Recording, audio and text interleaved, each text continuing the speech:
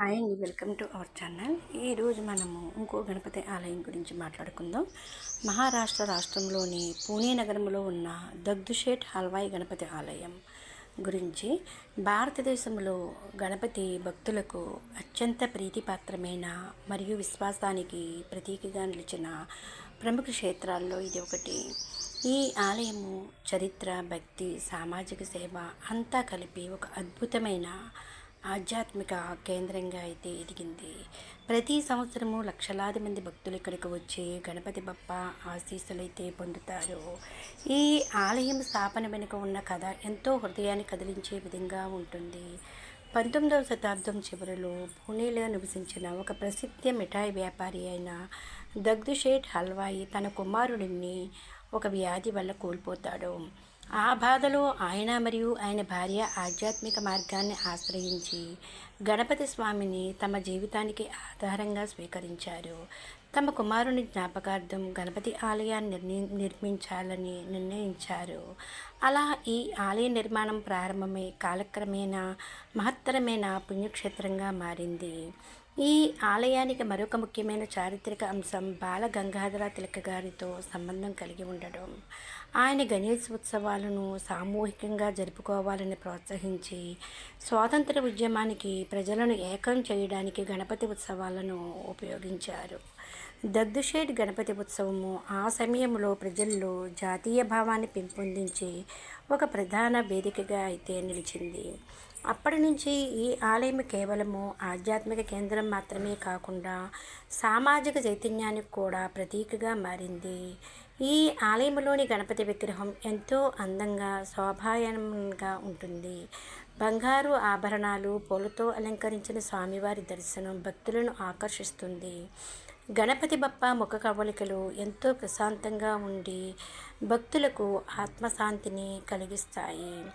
విగ్రహం ముందు నిలబడి ప్రార్థన చేస్తే మన మనసులోని బాధలు తొలగిపోతాయని భక్తులైతే నమ్ముతారు. ఈ ఆలయంలో జరిగే గణేష్ చతుర్థి ఉత్సవాలు ప్రపంచ ప్రసిద్ధి పొందాయి. ప్రతి సంవత్సరం ఈ పండుగను అత్యంత వైభవంగా నిర్వహిస్తారు. భారీ అలంకరణలు, సాంస్కృతిక కార్యక్రమాలు, భక్తుల భారీ సమూహం ఈ ఉత్సవాన్ని ఒక అద్భుతమైన ఆధ్యాత్మిక అనుభవంగా మార్చేస్తాయి. పూణే నగరమంతా ఈ సమయంలో ఒక పండుగ వాతావరణంలో మునిగిపోతుంది. ఈ ఆలయం ప్రత్యేకతల్లో ఒకటి దాని సామాజిక సేవా కార్యక్రమాలు. ఆలయ ట్రస్టు అనేక సేవా కార్యక్రమాలు నిర్వహిస్తూ సమాజానికైతే తోడ్పడుతుంది. విద్యార్థులకు సహాయం, వైద్య సేవలు, పేదలకు ఆర్థిక సహాయం వంటి అనేక కార్యక్రమాలు అయితే చేపడుతున్నారు. ఈ విధంగా ఆలయం భక్తి మాత్రమే కాకుండా సేవను కూడా ప్రాముఖ్యతగా తీసుకుంటుంది. ఈ ఆలయంలో భక్తులు తమ కోరికలను గణపతి స్వామికి తెలియజేసి అవి నెరవేరిన తర్వాత తిరిగి వచ్చి ప్రత్యేక పూజలు అయితే చేస్తారు.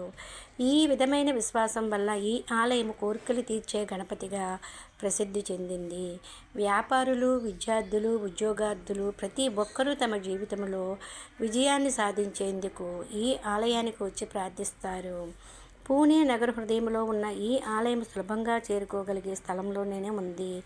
రోజంతా భక్తుల రద్దీ ఉండినా ఆలయ నిర్వహణ అయితే ఎంతో క్రమబద్ధంగా జరుగుతుంది. భక్తులకు సౌకర్యవంతంగా దర్శనం కల్పించేందుకు ప్రత్యేక ఏర్పాట్లు ఉంటాయి. ఆలయ పరిసరాలు శుభ్రంగా, ప్రశాంతంగా ఉండడం కూడా భక్తులకు ఒక ప్రత్యేక అనుభూతిని ఇస్తుంది. దగ్దుషేట్ హల్వాయి గణపతి ఆలయం ఒక సాధారణ ఆలయమైతే కాదు. ఇది ఒక భావోద్వేగం, ఒక విశ్వాసం, ఒక సాంప్రదాయం. ఇది భక్తి, చరిత్ర, సామాజిక సేవ అన్నీ కలిపిన ఒక అద్భుత క్షేత్రం. ఇక్కడికి వచ్చిన ప్రతి భక్తుడు గణపతి బప్ప ఆశీస్సులతో సంతోషంగా నిండుగా తిరిగి వెళతాడు. కాలం మారినా, తరాలు మారినా ఈ ఆలయం మహిమ మాత్రం తగ్గలేదు. భక్తుల విశ్వాసం రోజురోజుకి పెరుగుతూనే ఉంది.